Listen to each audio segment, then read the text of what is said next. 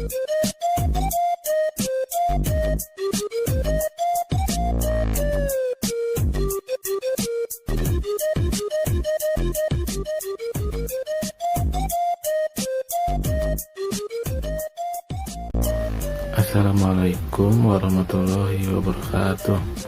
Perkenalkan, nama saya Irfan Dhani, NIM 1914338 dari kelas AS 4B. Saya membuat video ini untuk memenuhi ujian akhir semester dari mata kuliah Komunikasi Bisnis dosen Ibu Herina Pratiwi MPD. Oleh karena itu, kali ini saya akan menjelaskan tentang komunikasi lisan. Baiklah, pertama-tama saya akan menjelaskan tentang pengertian komunikasi. Istilah komunikasi berasal dari bahasa Latin, yaitu communication, yang berasal dari kata komunis, yang artinya sama makna mengenai sesuatu hal. Dengan kata lain, suatu peristiwa komunikasi akan berlangsung apabila orang-orang yang terlibat di dalamnya memiliki kesamaan persepsi atau makna mengenai sesuatu hal yang dikomunikasikan.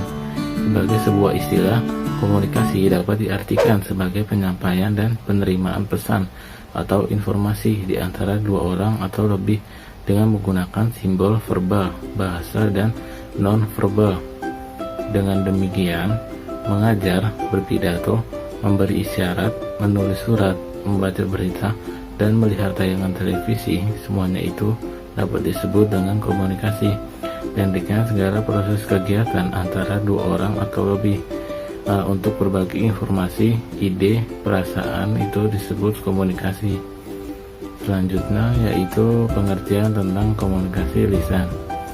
Komunikasi lisan adalah komunikasi dengan mengucapkan kata-kata secara lisan dan langsung kepada lawan bicaranya.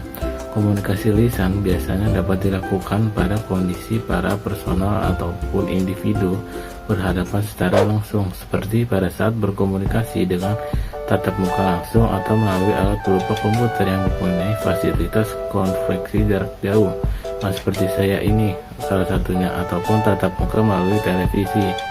Nah, komunikasi lisan ini ada beberapa ragam. Berikut beberapa ragam dari komunikasi lisan. Yang pertama, menyimak. Menyimak adalah suatu proses yang mencakup kegiatan mendengarkan bahasa lisan dengan sungguh-sungguh, penuh perhatian, pemahaman, apresiasi, serta interpretasi untuk memperoleh informasi, menangkap isi atau pesan, serta memahami makna komunikasi yang disampaikan. 5 kemampuan yang hendaknya Anda miliki dalam menyimak, yaitu kemampuan memusatkan perhatian agar dapat memahami bahan simakan secara utuh, kemudian kemampuan menangkap bunyi atau kemampuan mendengar, kemudian ada kemampuan mengingat hal-hal yang dianggap penting dari bahan simakan, kemudian kemampuan non-linguistik seperti pengetahuan atau pengalaman mengenai materi yang disampaikan. Kemudian yang kedua yaitu berbicara.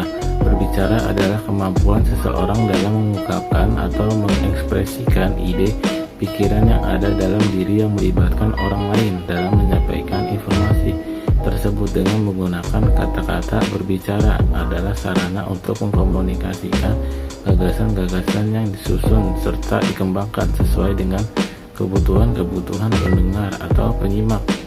Hal-hal yang perlu diperhatikan adalah salah satunya yaitu pakaian, kemudian sikap badan dan cara berdiri, kemudian pandangan mata pembicara, kemudian sikap jiwa pembicara, kemudian air muka dan tangan, kemudian suara, dan yang terakhir yaitu tulisan. Nah, selanjutnya ada 2 jenis dalam komunikasi lisan, yaitu komunikasi visual dan audiovisual. Nah, yang pertama yaitu komunikasi visual. Komunikasi visual yaitu adalah proses penyampaian informasi atau pesan menggunakan media penggambaran yang hanya terbaca oleh indera penglihatan.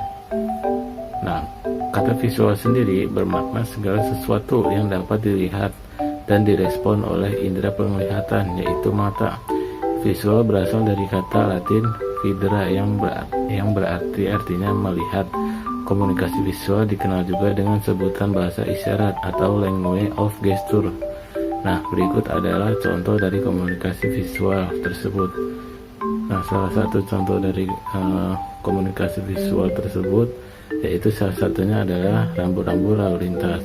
Kenapa rambu-rambu lalu lintas disebut sebagai komunikasi visual? Karena pada rambu-rambu lalu lintas tersebut itu bersifat gambar yang bisa memberikan sebuah informasi atau memberikan sebuah pemberitahuan kepada pengguna jalan. Jadi cukup dengan melihat dari gambar rambu lalu lintas tersebut itu sudah memberikan informasi kepada pengguna jalan yang melihat dari rambu lalu lintas tersebut.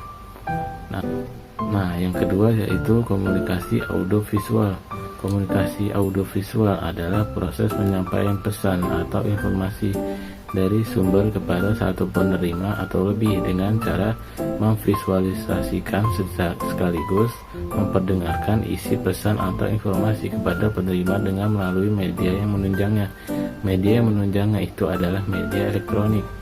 Audiovisual juga dapat menjadi media komunikasi. Penyebutan audiovisual sebenarnya mengacu pada indera yang menjadi sasaran dari media tersebut. Media audiovisual mengandalkan pendengaran dan penglihatan dari khalayak penonton. Produk audiovisual dapat menjadi media dokumentasi dan dapat juga menjadi media komunikasi. Contoh dari komunikasi audiovisual yaitu film atau gambar hidup yang memberikan gambar-gambar gerak yang diproyeksikan melalui lensa proyektor secara mekanisme sehingga pada layar terlihat gambar itu seperti hidup. Video sebagai media audiovisual yang menampilkan gerak semakin lama semakin populer dalam masyarakat kita.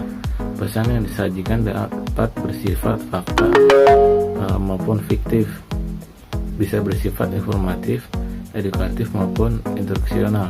Kemudian televisi adalah sistem elektronik yang mengirimkan gambar diam dan gambar hidup bersama suara melalui kabel dan ruang. Dewasa ini televisi yang dimanfaatkan untuk keperluan pendidikan dengan mudah dapat dijangkau melalui siaran dari udara ke udara dan dapat dihubungkan melalui satelit. Nah, selanjutnya yaitu salah satu contoh dalam komunikasi lisan yaitu pidato. Kenapa pidato dapat dikatakan sebagai komunikasi lisan? Karena pidato memberikan atau menyampaikan informasi secara lisan. Kebanyakan pidato itu menggunakan audio.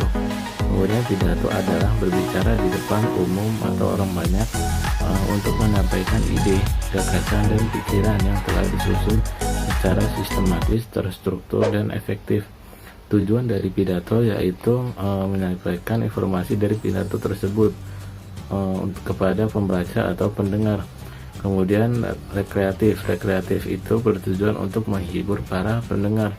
Kemudian persuasif itu bertujuan untuk mengetahui para pendengar, untuk mempengaruhi.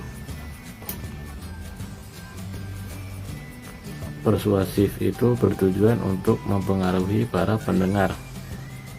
Kemudian ada yang namanya rapat.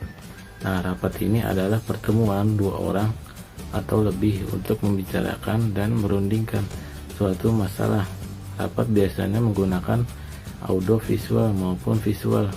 Berdasarkan tujuannya, rapat dibedakan menjadi beberapa, yaitu rapat penjelasan, yaitu rapat yang bertujuan untuk memberikan penjelasan kepada para peserta. Kemudian rapat pemecahan yang merupakan rapat yang bertujuan untuk mencari pemecahan dari suatu masalah. Kemudian ada rapat perundingan, yaitu rapat yang bertujuan menghindari adanya suatu perselisihan. Nah, mungkin cukup sekian saya memberikan informasi tentang yaitu dari komunikasi lisan tersebut. Kurang lebihnya saya mohon maaf dari materi yang telah saya sampaikan. Mungkin masih banyak kekurangan dari penyampaian dari diri saya sendiri, karena manusia adalah terbatas salah dan yang benar hanyalah Allah Subhanahu wa Ta'ala. Kurang lebihnya saya mohon maaf. Wassalamualaikum warahmatullahi wabarakatuh.